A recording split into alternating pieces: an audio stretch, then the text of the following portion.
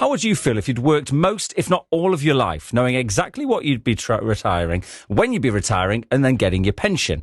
Then finding out just a few years to go, you'd have to work another 5 or 6 more years. That's what happened to women in the 1950s, known as the WASPy women. They've been campaigning for a long time now to get compensation for the increase to their state pension age. In 2024, a parliamentary ombudsman recommended they get between £1,000 and £3,000 compensation each. But in January this year, the government decided not to compensate, saying payments wouldn't be a fair use of taxpayers' money.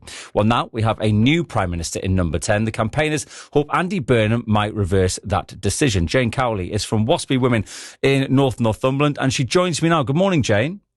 Good morning, Matt. Thank you so much for popping on this morning. Where do we stand at the moment, then, in terms of your campaign? What are you asking for, and what have the government said so far? Well, what we're asking for is what the Ombudsman said that we should have. I mean, the Ombudsman conducted a 6-year investigation into the maladministration by the Department for Work and Pensions. It was the biggest and longest investigation they'd ever done, and they found very clearly that the government had done wrong, that they had caused us harm, and that compensation was due because of the harm that they had caused. The harm really is about the lack of notice, Matt. It's not about the change to state pension age at all. We accept that, and we're fine with that.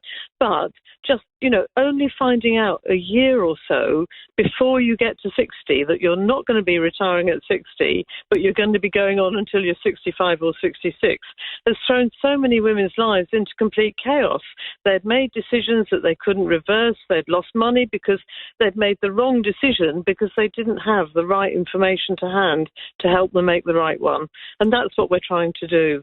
In terms of where we are at the moment, well, as you know, the government reinforced the decision that it made, that it's not prepared to pay compensation. And so we've raised over £100,000 to take the government to court yet again, to try to get them to retake that decision, and this time to take it for reasons which are legally sound, because we don't believe the reasons they're giving are legally sound. OK. Liz Kendall, the former Department for Work and Pensions Secretary, said it would cost just over £10 billion to pay this money back to all the women, Jane. Where do you expect the government to find that amount of money? Well, first of all, I think we challenge that number, to be honest. It's a very crude calculation done just on taking the maximum amount of compensation that the Ombudsman said should be paid and multiplying that by the 3.6 million women who were alive 2-3 years ago. Matt, one WASPy woman is dying every 13 minutes. So very sadly, that number is going down very quickly. So, the calculation they're using there is wrong. So first off, they've got the numbers wrong. Secondly, there are ways, and we're very happy to meet with the government and talk through different ways about how that payment could be structured to make it better for the government and better, let's face it, it is the taxpayer who has to pick up the tab when a government makes a mistake like this. We're all taxpayers and we want to be fair to the taxpayer too. Yeah. OK. Andy Burnham has been a big supporter of your campaign in the past. I know you've been promised a meeting with him. Any progress on that? Any confirmation of when you might meet? And if so, what do you want to tell him?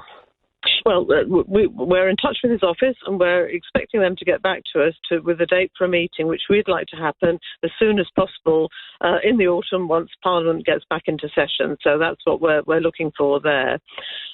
We also want to say to him that this has been going on for far too long.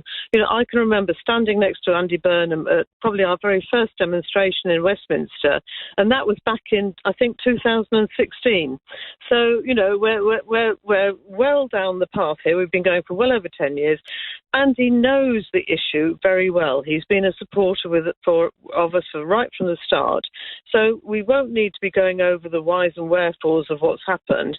But what we do need to be talking to him about is how he can quickly get the DWP to face up to its responsibilities and put together a compensation scheme as quickly as possible.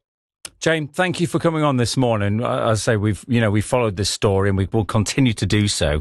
And obviously, if you get your date with Andy Burnham, we'd be very interested to speak to you once more. Thank you for coming on this morning. Really appreciate it.